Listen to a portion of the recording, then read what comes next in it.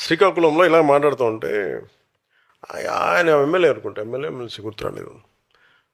ఆయన ఇష్టం వచ్చిన మాట్లాడుతూ సడన్గా అరెస్ట్ చేయగానే అసలు ఆ కేసు కూడా నా మీద పెట్టారంట, నన్ను తిడితే పెట్టారంట, నాకు అది కూడా తెలియదు. నాకు ఏదో ఒకట్లే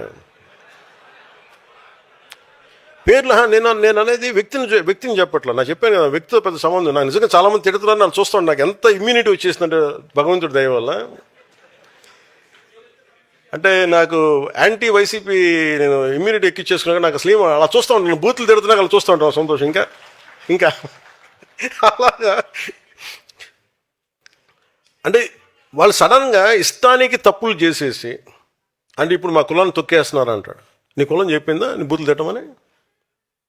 నీ కులంలో ఉన్న ఏం మాత్రం సెన్సిబుల్ ఉన్న ఒక మహిళను అడుగు, ఒక యువతిని అడుగు, ఒక యువకుడిని అడుగు, ఒక అనుభవం పెద్ద ఆయన అడుగు. నేను బూతులు తిడతానండి, మళ్ళీ నన్ను జైల్లో పెడితే, పోస్టులో పెడితే నేను నా కులాన్ని వాడేస్తాను చెప్పు. ఏం మాట్లాడుతున్నారా మీరంతా?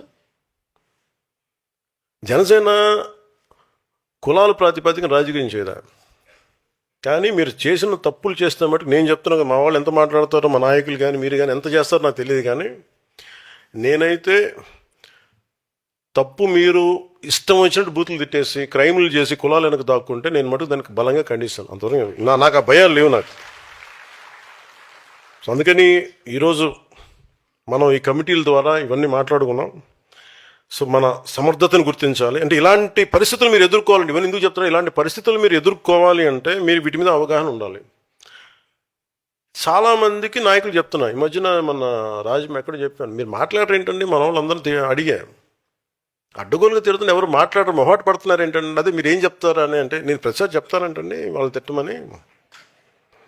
అలాగే అది అప్పుడు చెప్పా, తెలంగాణ ఉదాహరణ చెప్పా. తెలంగాణలో నేను చెప్తానా, వాళ్ళు ఎవరు ఎంపీలు ఎమ్మెల్యేలు కూడా కాదు. వాళ్ళకి లోపల వేడు నెత్తురు ఉంటుంది. అలా అంతే, వాళ్ళ దగ్గర ఏం లేదు. వాళ్ళ మాటే ఆయుధం, మాటే తోట. వాళ్ళకి పదవస్తో కూడా తెలియదు, వాళ్ళకి పార్టీ పదవులు కూడా లేవు. కానీ వాళ్ళు ఎదురు దాడి చాలా అద్భుతంగా ఉంటుంది. అంటే దగ్గర కానీ పాలసీ ప్రకారం మాట్లాడతారు.